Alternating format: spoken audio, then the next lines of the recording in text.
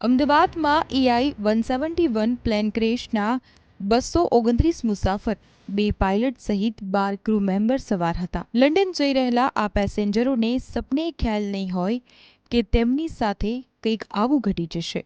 કેટલાક લોકો પોતાના લગ્ન પ્રસંગો ઉજવવા તો કેટલાક લોકો પોતાના સગા સંબંધીઓને મળવા આવ્યા હતા. પરંતુ તેમની આ સફર અંતિમ સફર બની ગઈ છે. આ ફ્લાઇટમાં સવાર 4 મહિના પહેલા લગ્ન કરેલું ચૌધરી દંપતી પણ સવાર હતું.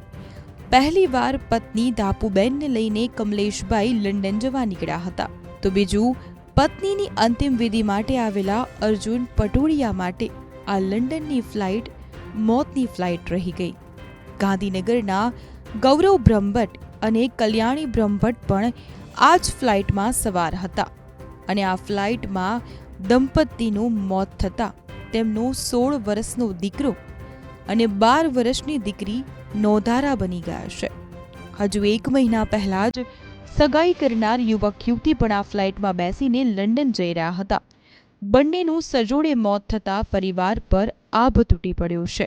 ધોળકાના કેલિયાવાસણા ગામના જીનલ પટેલ 7 માસના ગર્ભ સાથે મુસાફરી કરી રહ્યા હતા. તેમની સાથે તેમના પતિ વૈભવ પટેલ પણ હતા. ફ્લાઇટમાં સવાર સિવાય તમામ મુસાફરોને સપને ખ્યાલ નહીં હોય કે આ સફર તેમના જીવનની અંતિમ સફર બની રહેશે.